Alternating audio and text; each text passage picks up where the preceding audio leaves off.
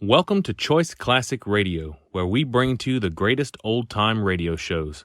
Like us on Facebook, subscribe to us on YouTube, and thank you for donating at choiceclassicradio.com.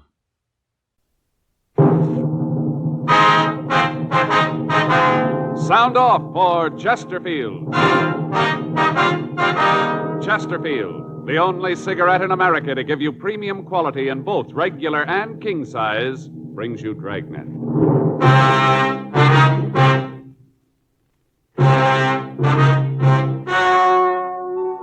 Ladies and gentlemen, the story you are about to hear is true. The names have been changed to protect the innocent.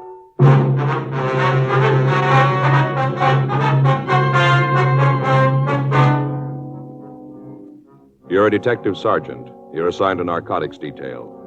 A steady flow of heroin has been making its way into your city. Most of it has fallen into the hands of teenagers. You don't know the source or the head man of the operation. Your job? Stop it. The modern way to sell cigarettes is the Chesterfield way.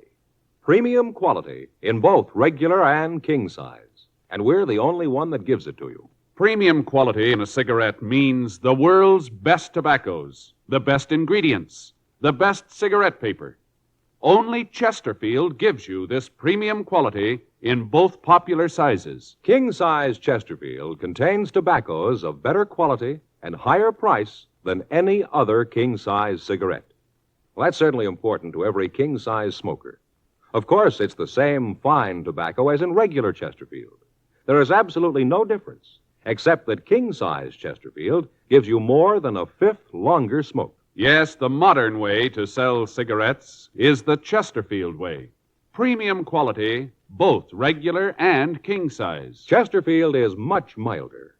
Chesterfield is best for you.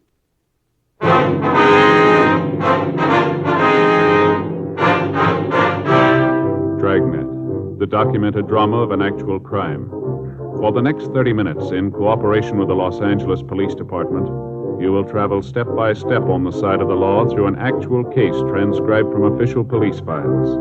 From beginning to end, from crime to punishment, Dragnet is the story of your police force in action. It was Tuesday, April 6th. It was warm in Los Angeles. We were working the day watch out of narcotics detail. My partner's Frank Smith. The boss is Captain Kearney. My name's Friday. I'd just gotten off work, and I'd gotten a call from a friend who wanted to see me. It was 5:46 p.m. when I got to my apartment house. Apartment 12. Hi, Joe. Oh, Ed. I'm just getting ready to go in. Come on in. Caught you. Go ahead. Thanks. Sit down. You got a date or something? No, it's all right. I just thought I'd get something to eat and then maybe take in a show. What'd you want to see me about? It's about Gary, Joe. Your boy? Yeah, I don't know quite how to say it. Yeah, well, you sounded pretty upset on the phone, Ed. I was, Joe. I still am. I don't know what I'm going to do. Well, come on. What's it all about? It was all I could do to keep my hands off him. I never felt like that with anybody before, but I did with Gary. I wanted to strangle him. All right, now what's he done, Ed? He's a dope addict, Joe. Well, that's a pretty serious thing to say, Ed. Are you sure about that? I am now. First, I couldn't believe it, but tonight Helen and I went through his room. We found this. Here. Uh-huh. Open it. See? Yeah. Looks like a layout. I couldn't find any drugs in it. I know that he's using them, though. Spoon, eyedropper, needle. Yeah, everything's here. Where'd you find this, Ed? In his room. Had it hidden up on the shelf in his closet. I found it tonight. I didn't know what to do, Joe. Helen's been crying all day. She's almost out of her mind. You were the only one I could think of coming to. Who do you talk to when you find out your son's an addict? Well, now, Ed, are you sure this is his in the first place, that he's been using it? Yeah, I'm sure. I never would have believed it. Not Gary. There's no reason for it. We've given the kid everything he wanted. There's nothing he didn't have. Good home. Helen and I have always tried to understand his problems. Always looked at them like they were important. Everything. We gave him everything. Now this. I don't know what to do, Joe. I got no place to turn. There's nothing I can do. Maybe you can figure a way. Maybe you can't. I don't much care anymore. I just know that I can't see him again. Not for a while. I'm afraid, Joe. I'm real afraid. All right, now, let's take it easy, Ed. We'll work this out some way. You don't know what it's like, Joe. You can't. To feel like this and to know you'll do it. What? I see him again, Joe. I'm going to kill him. I'd known Ed Field for the past 7 years. I'd met him when we were conducting an investigation while I was assigned to Bunko Division. His testimony had been instrumental in breaking up a gang of shoplifters. Since then, we'd become very good friends. He lived just down the street from my apartment, and on occasion we got together for an evening. I knew his wife, and I'd met his 18-year-old son, Gary. The boy was a senior in high school, and as Ed had told me many times, his grades were well above average. The Field family was moderately well-to-do. Their home wasn't luxurious, but it was good-sized. To look at the boy, there was nothing that would cause anybody to think that he might be a user. 6:12 p.m. Field and I arrived at his home. Helen Field was waiting for us. She was a nice-looking woman in her early 40s. She led us in the house and showed us to the living room. It was obvious that she'd been crying. I don't know how to thank you for coming over, Joe. I guess Ed told you what it's all about. Yes, Helen, he did. Gary home yet? No, I haven't heard a word from him since he left. I didn't tell Joe what happened this afternoon. Thought it'd be better if he got it from you. Oh, all right. You want to sit down, Joe? Sure. I'll tell you. Thank you. Well, Gary came home this afternoon about 2:30. Mm-hmm. Walked into the house and went right to his room. He didn't say a thing to me. First, I thought that maybe he might be sick. I went to the room and he'd locked the door. I knocked, asked him if he was all right. Yeah. He called through the door that he was okay and for me to leave him alone. I asked him if there was anything I could do. You know, if he was sick, he might need something. I understand. What did he say? Told me to get away. To leave him alone and get off his back. Those were his exact words. Leave him alone and get off his back. Mm-hmm. About 20 minutes later, he unlocked the door and came out. He seemed to feel fine. He came over and kissed me and said he was sorry about what he'd said. Said that he hadn't been feeling well and that he'd said those things without meaning them. Mm-hmm. I told him that he ought to wait until I could take his temperature. He said there was nothing wrong, for me to get out of his way, that he had some business to take care of and be home for dinner. I tried to stop him from leaving, and he pushed me aside. He knocked me down. Get my hands on him. I'll teach him. He stood there for a minute, and I thought he was going to cry. But he just turned around and walked out. Well, you any idea where he might have gone? What this business was that he was going to take care of? No, not the slightest idea. You can see what we're up against, Joe. I'm afraid to even see the boy. Yeah. When did you first figure that he might be using narcotics? When I came home, Helen told me what had happened. I thought about what would make the kid do a thing like this. The more I thought about it, the more there had to be only one reason. That's when Helen and I went through his room and found that kid. Mm-hmm. Has the boy been ill at all lately? Under a doctor's care? Something that you might not know about? No. I'm sure that if he was, we'd know about it. I want to see you, Gary. Yeah, I'll be right with you. I want to see you right now. You'll have to wait. Maybe there's something wrong with your ears, son. I'm not going to take that from you. Please, Ed, don't do something you're going to regret. Now listen, Helen, that boy's 18 years old. For all that time, we've done everything we could for him. We've given him a lot more than most boys his age have. I'm not going to stand by and see it all blow up just because he's a kid. That's no excuse. I want an answer for all this. What he's been doing, what happened this afternoon. I want those answers, and I want them now. Remember, he's only a boy. And I'm getting sick of that, too. Where is it? Now listen, boy, I know what's been going on. I want to talk to you about it. I don't want you to lecture me. All I want to know is where's the kid. Take it easy, son. What are you doing here? I asked him to come over. You didn't turn me in, huh? Your dad asked me to come over to see if I could help here. I don't need nothing from you, cop. I want the layout. Where is it? You aren't going to use that anymore. I want the layout. I gotta have it. Where is it? Please, Gary, don't get your father any more mad than he is. I don't care how sore he is or how sore he gets. I want the layout. I want it now. I can't think of any more simple way to say it. If I have to take it away from you, then I'll do it your way. You lousy bum. I'll teach you to talk to me. All right, take it easy, Ed. This isn't going to get you anywhere. Now, come on, settle down, both of you. Get out of here. Get him out of here.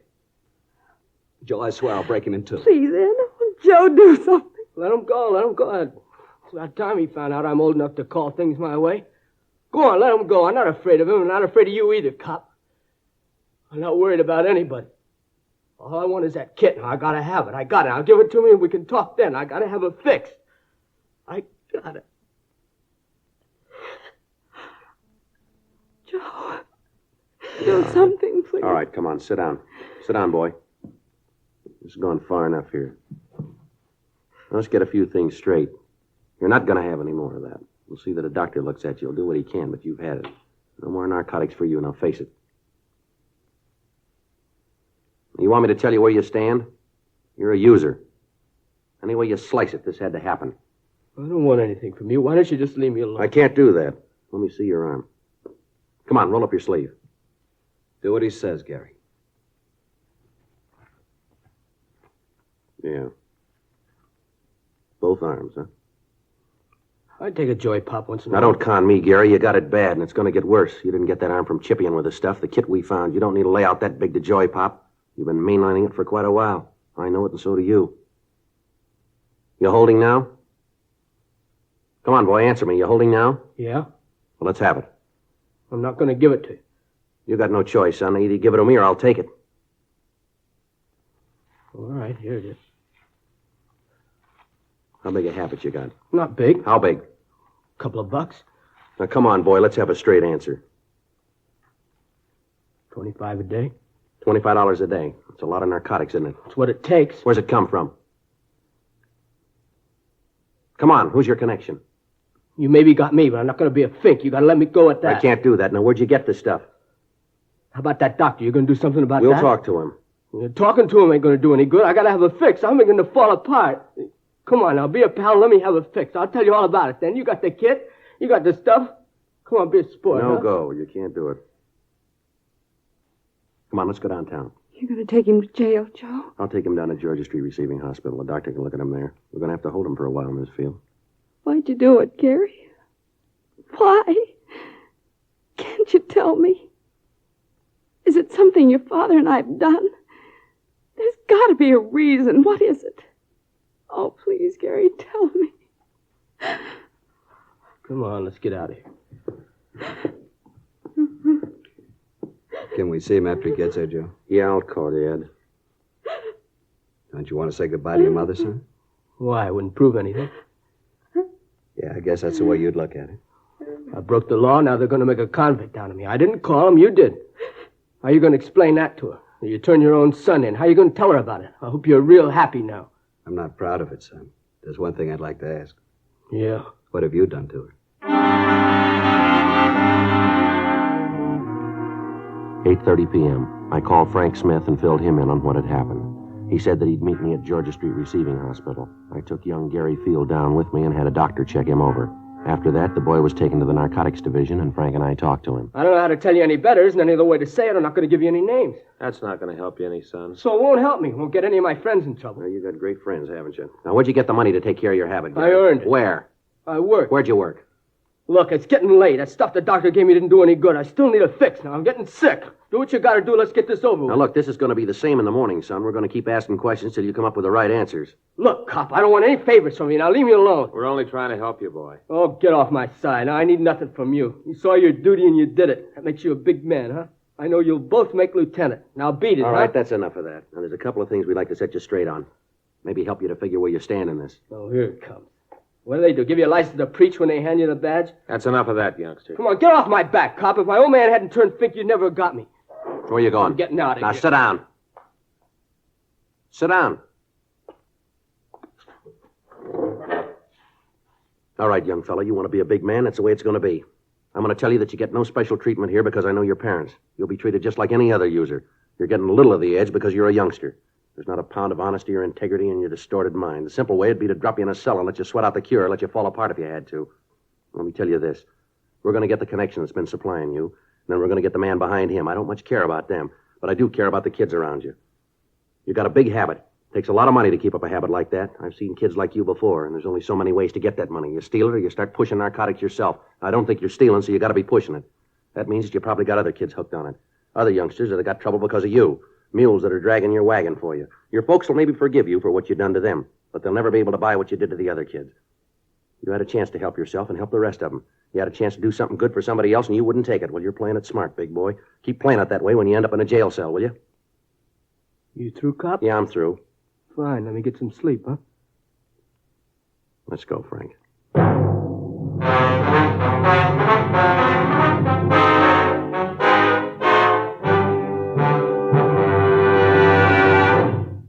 You are listening to Dragnet, the authentic story of your police force in action. Friends, you'll remember some months ago we read you our first report, the 6 months report on the effects of smoking. Then more recently, we read you the 8 months report. Now, here is the latest one. The full 10 months report confirms again. The group examined showed no adverse effects on the nose, throat, and sinuses from smoking Chesterfields. This from a medical specialist who is making regular bi-monthly examinations of a group of people from various walks of life. 45% of them have smoked Chesterfield for an average of over 10 years. After 10 full months, the specialist reports he observed no adverse effects on the nose, throat, and sinuses of the group from smoking Chesterfield. That's the report. Buy much milder Chesterfield, regular or king size. The cigarette that's best for you.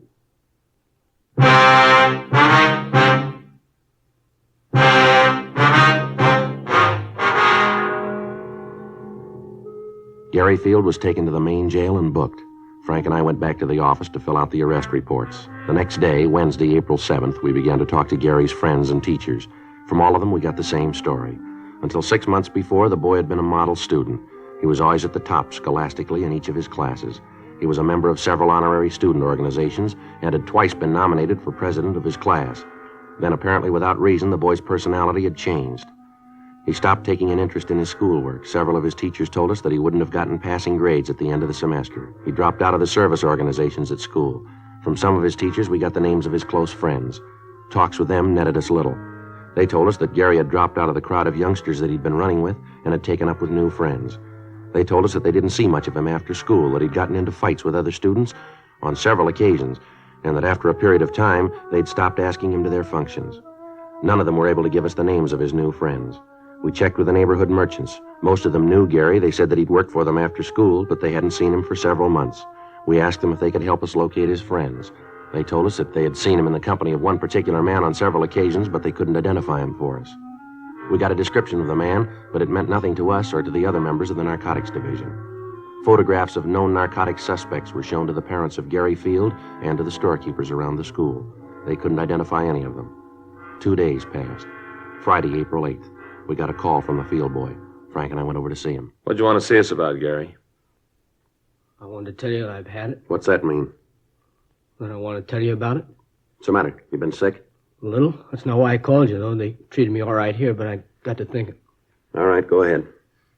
I used to read in the papers where the kids would turn themselves in or get caught and cop out. All about how they realized what they'd done. Always seemed like a lot of phony sob sister stuff. I know different now. I know what I've done. I know I got to stand for it. I'm not asking any favors because I know that I've done nothing to call for. I'm not trying to be a hero or a martyr. I just want to help get this thing cleaned up.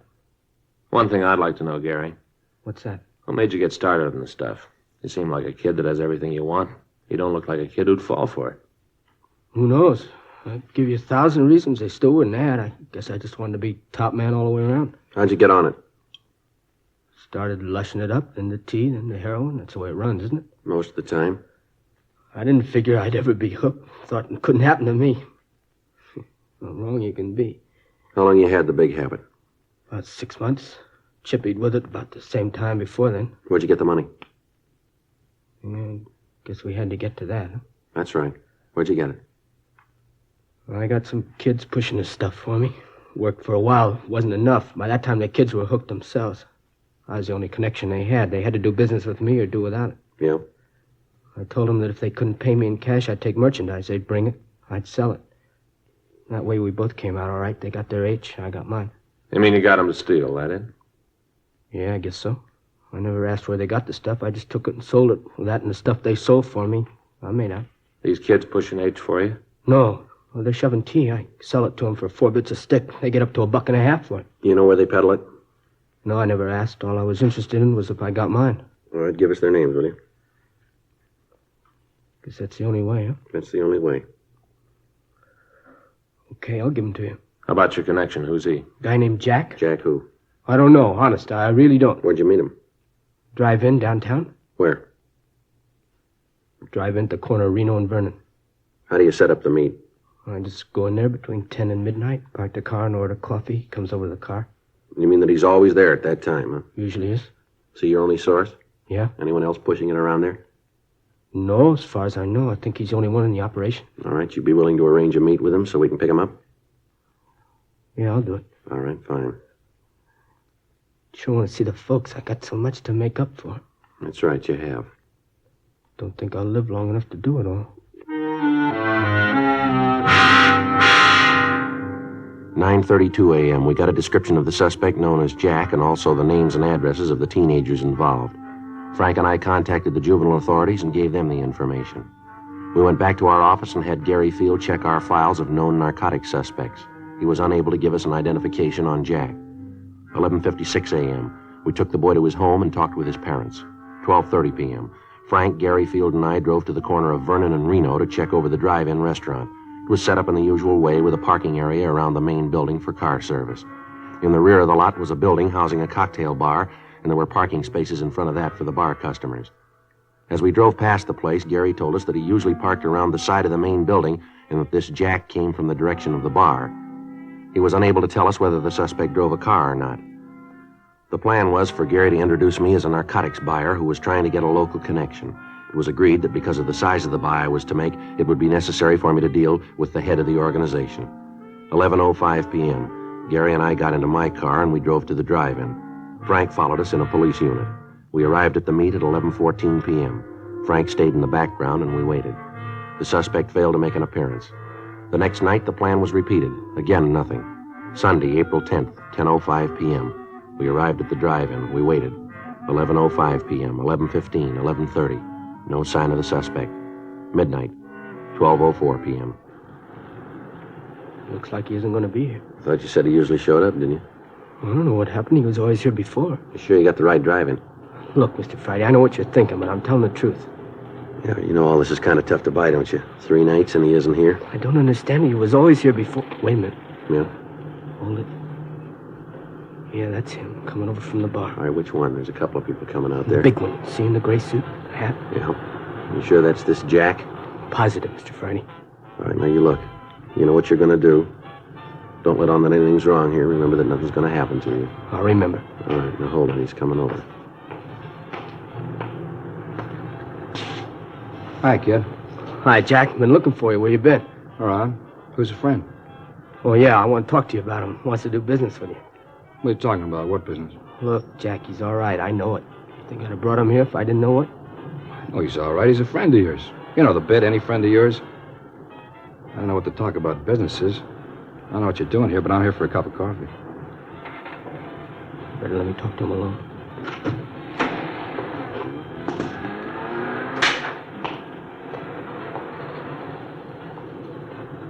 What are you trying to prove, bringing a guy here? Who is he?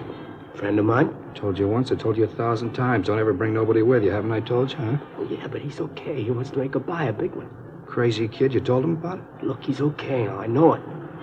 Look, Jack, we both stand to do all right from this. I kind of figured if he bought from you, you might give me a little piece of it. You know, sort of say thanks for the business. How long you known this guy? Long time. How long? A couple of years. How come I never seen him before? He doesn't hang around this part of town. What's he doing here now? Like I said, trying to make a buy. Where'd you meet him? Before I met you, I used to buy stuff from him. He moved out of town, went up north, does business up there. Last couple of days, I couldn't get in touch with you. I ran into him. He fixed me up. And then he told me he wanted to buy. Right away, I thought of you. All right, I'll talk to him. But I ain't making no deal. You just talk to him. You'll find out everything's okay. All right. You let me do the talking.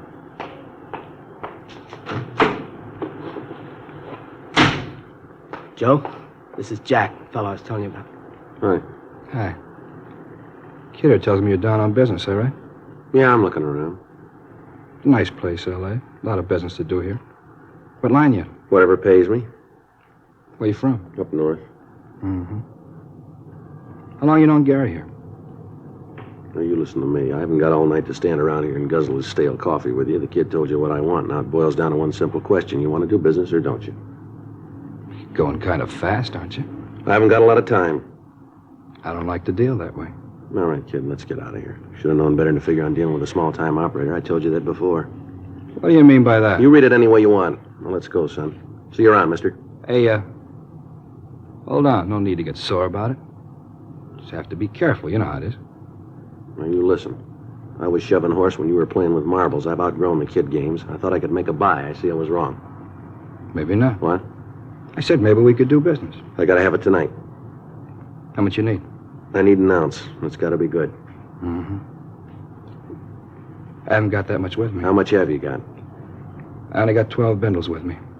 How much? You gotta understand, this is good stuff. How much? Now, look, this is better than you can find anyplace else. All right, let's quit playing, huh? What's the tab on it? $10 a bindle. All right, I'll take the 12. How soon can you have the rest of it? When do you want it? I told you I was in a hurry. Don't you hear good? Yeah, maybe tomorrow night. All right, that'll have to do. If it's good quality, I may want some more. How much can you supply? How much do you need? Oh, I'll go maybe another ounce. Mm-hmm. You got the cash for this? I don't do business any other way. Uh-huh. Wait here, I'll be back.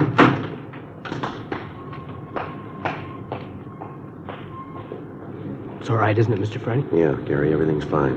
You see where he's going? No, it's too dark. Don't you worry about it. Frank will see where he goes. I'll be glad when this is over. All right, hold it.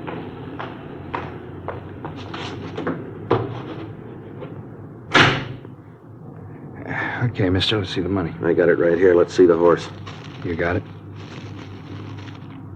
All right, looks all right. Here. You don't mind if I count this? No, go right ahead. It's all there. $120, isn't that what you said? Just to make sure. Yeah. 50, 70, 90, 110, 120. Yeah, right, it's all here. Mm-hmm. Well, I'll see you tomorrow night, huh? Yeah, sure. I want to tell you, it's nice to do business with you. It's been a real pleasure. Well, it works both ways, mister. Mm-hmm. Well, I hope to see a lot more of you. You will. You're under arrest.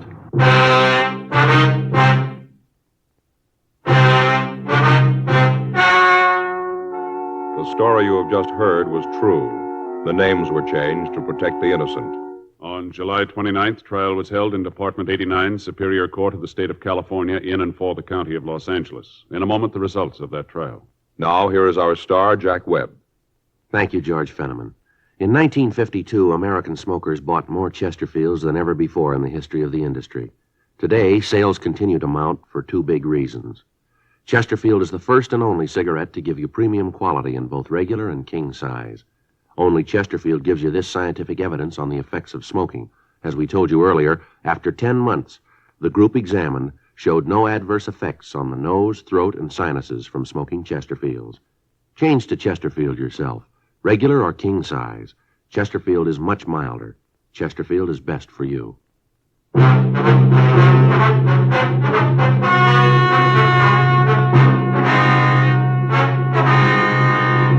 Gary Richard Field, because of his cooperation, was placed in a hospital for rehabilitation and at the conclusion of his treatment was placed on 3 years probation. The other juveniles involved were handled through the juvenile court and received sentences comparable with his. Jack Alexander Williams was tried and found guilty of violation of the State Narcotic Act, a felony, and was sentenced to the state penitentiary for the term as prescribed by law. Violation of the State Narcotic Act, a felony, is punishable by imprisonment for a period of not more than 6 years in a state prison. You have just heard Dragnet, a series of authentic cases from official files. Technical advice comes from the Office of Chief of Police W.H. Parker, Los Angeles Police Department. Technical advisors, Captain Jack Donahoe, Sergeant Marty Wynn, Sergeant Vance Brasher. Heard tonight were Ben Alexander, Harry Bartell, Virginia Gregg, Eddie Firestone. Script by John Robinson. Music by Walter Schumann. Hal Gibney speaking. For a million laughs, tune in Chesterfield's Martin and Lewis show Tuesday night on this same NBC station. And sound off for Chesterfield, either regular or king size. You'll find premium quality Chesterfields much milder. Chesterfield is best for you. Chesterfield has brought you Dragnet, transcribed from Los Angeles.